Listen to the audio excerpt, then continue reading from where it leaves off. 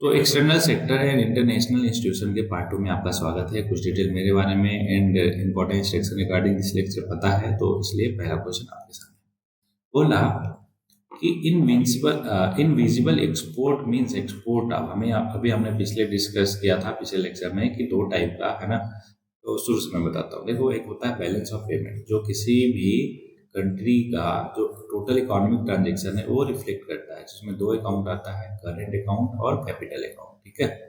Current account में दो चीजें आती है, बैलेंस ऑफ ट्रेड और बैलेंस ऑफ इनविजिबल, है ना। Balance of invisible, balance of trade में स्पेसिफिकली गुड्स का होता है कि एक कंट्री दूसरे कंट्री को कितना गुड्स जो है एक्सपोर्ट इंपोर्ट कर रहे हैं। वहीं पे बैलेंस ऑफ इनविजिबल में बहुत सारी चीजें आती है, जिसमें से एक है सर्विसेज का, है ना, इंपोर्ट एक्सपोर्ट।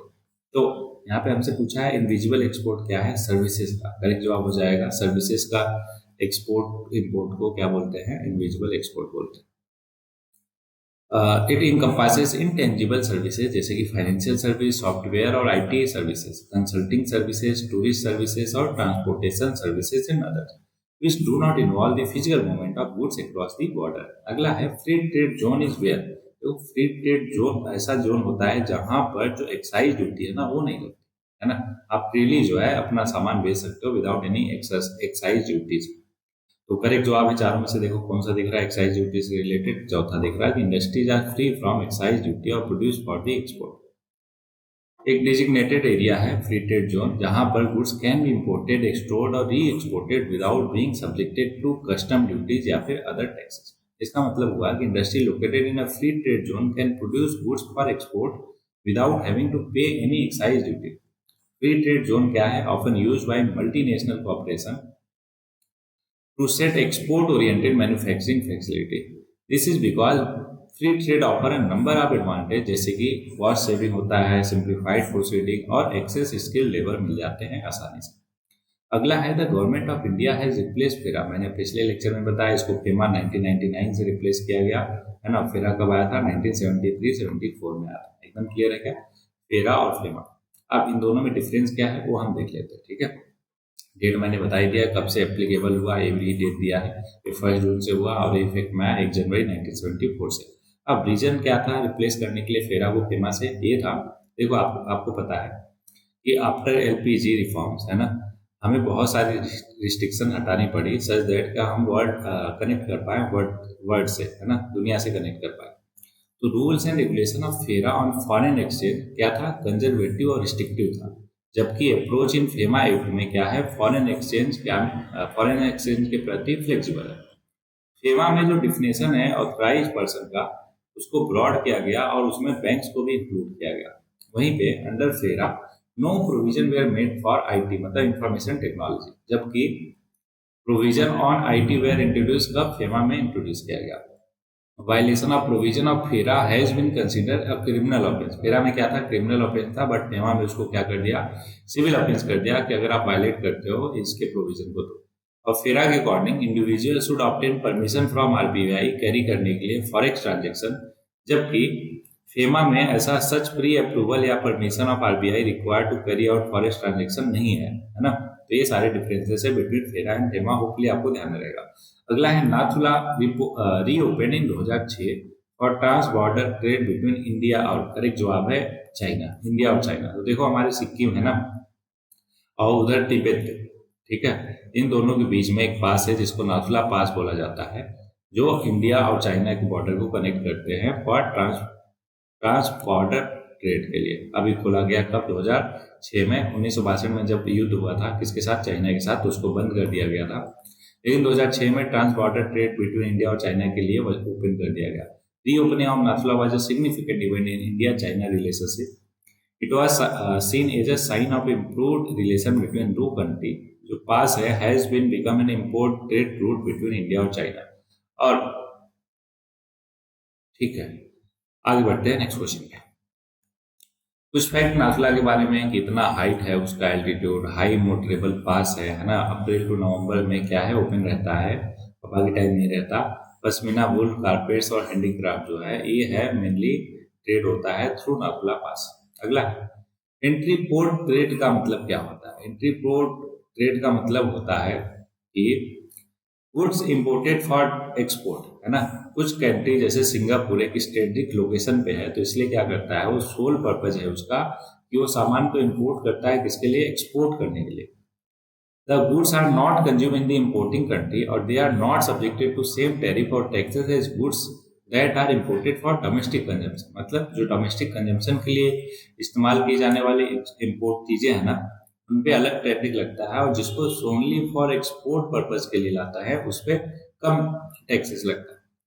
एंट्री पोर्ट क्या है, एक कॉमन प्रैक्टिस है कंट्रीज में जो लोकेटेड होती है स्ट्रेटेजिक जो लोकेशन। एग्जांपल के तौर पे सिंगापुर क्या है, एक मेजर एंट्री पोर्ट है किसके लिए, ईस्ट एशिया और यूरोप के बीच में ट्रेड के लिए। क्यों, क्योंकि सिंगापुर का लोकेशन जो है वो टिप ऑफ मलाय पेनिनसुला है, मैप आपको होपफुली ध्यान में आ रहा होगा। Makes it convenient place to transship goods between these two regions. कुछ मेजर गुड्स जो फ्लो करते हैं सिंगापुर बिटवीन इंडिया और सिंगापुर और रेस्ट ऑफ द वर्ल्ड, क्या क्या है, मतलब इंडिया से सिंगापुर जाते हैं, फिर वहां से रेस्ट ऑफ द वर्ल्ड जाते हैं। पेट्रोलियम प्रोडक्ट्स, मशीनरी और equipment, electronics, chemical, food and beverages, ठीक है। अगला है what is not true about the WTO. It was establish on 1 जनवरी 1995, बिल्कुल ठीक है। इसको गार्ड को, है ना, GATT को, है ना, रिप्लेस करके WTO बनाया गया। It encourages trade among its member country, बिल्कुल। It originated from the Uruguay round of multilateral trade agreement, ये भी ठीक है, तो गलत कौन सा होगा, चौथा। It has brought liberalisation in trade, देखो काफी हद तक तो लाया, लेकिन कंप्लीट तरीके से नहीं कह सकते, इसलिए इसको गलत ठहराया। अब इसका एक्सप्लेनेशन समझते हैं। पहला, दूसरा, तीसरा, तीनों फैक्चुअल है, आपको ध्यान में ही है, इसलिए चौथे पे फोकस करते हैं कि there are still many barriers to trade और some countries have been accused of engaging in unfair trade practices. As a result, it is not accurate to say that the WTO has brought liberalization in trade. अगला है, which among the following organizations are responsible for channelizing export or imports to India? पहला है mineral और metal trade corporation, बिल्कुल। Import export के लिए क्या है, रिस्पॉन्सिबल है कि चैनलाइज करता है।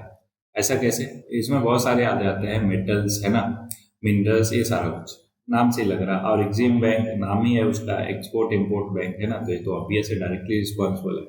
स्टेट ट्रेडिंग कॉर्पोरेशन भी रिस्पॉन्सिबल है। फूड कॉर्पोरेशन ऑफ इंडिया भी रिस्पॉन्सिबल है, क्यों, क्योंकि स्टोर करता है ना, और फिर उसके बाद एक्सपोर्ट में हेल्प करता है। तो चारों के चारों करेक्ट जवाब है, तो आंसर हो जाएगा ऑप्शन ए।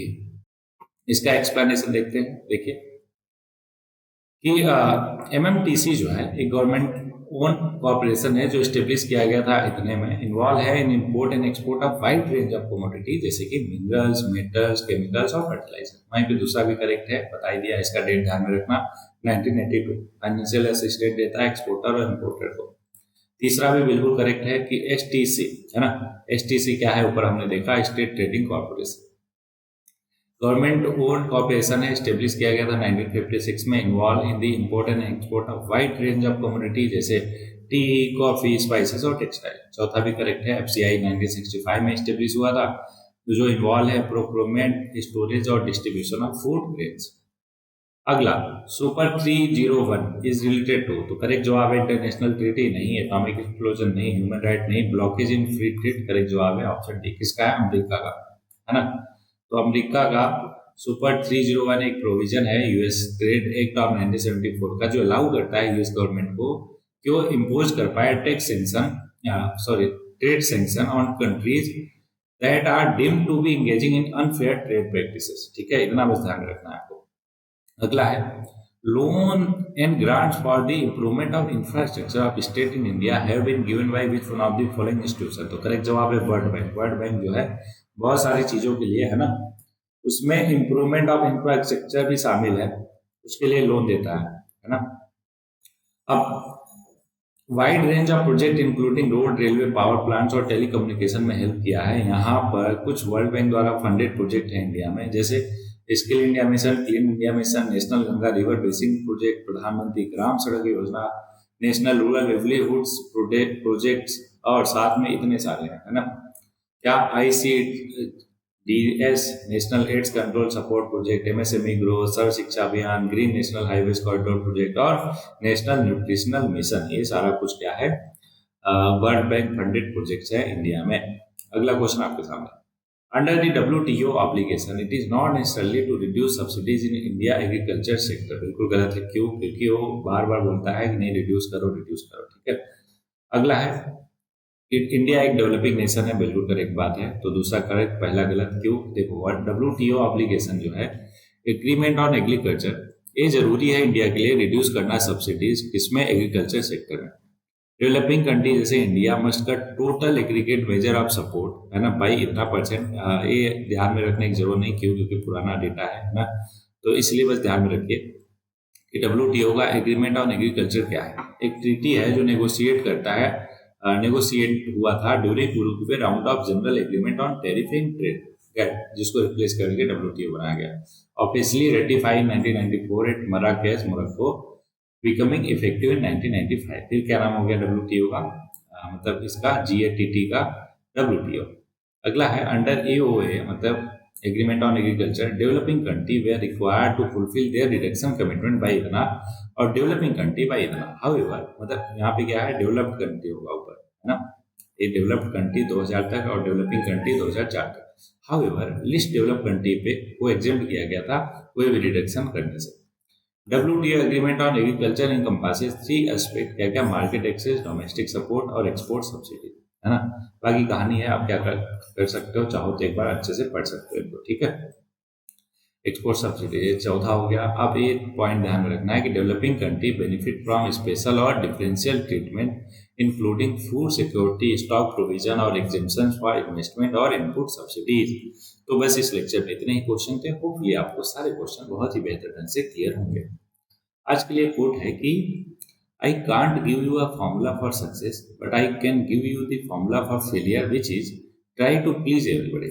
तो देखो ये एक बेहतरीन कोट है जो ये कहता है कि हम आपको सक्सेसफुल होने का फॉर्मूला तो चलो नहीं दे सकते, लेकिन आपके फेल होने का फॉर्मूला हम जरूर देंगे, जो कि है आप सबको खुश करने के चक्कर में पड़े रहते हो, है ना। अगर ऐसा है तो आप जरूर फेल होगे, ये कहना है इस कोट का। तो देखो आपको पता है कि लाइफ में, है ना, हर किसी को आप प्लीज नहीं कर सकते, हर किसी को खुश नहीं रख सकते। कोई ना कोई एक अच्छा, मतलब कोई काम से आपको 10 लोग अच्छा समझेंगे तो 2-4 लोग ऐसे भी होंगे जो समझेंगे अरे बेकार है, मतलब वो लोग हमेशा नाखुश ही रहेंगे। तो उनको छोड़ो, अपने ग्रोथ पे, अपने पर्पस पे, अपने टारगेट पे फोकस करो और आगे बढ़ते रहो। तो इन्हीं शब्दों के साथ इस लेक्चर में इतना ही। मिलते हैं अगले लेक्चर में। तब तक के लिए पढ़ते रहिए, बढ़ते रहिए।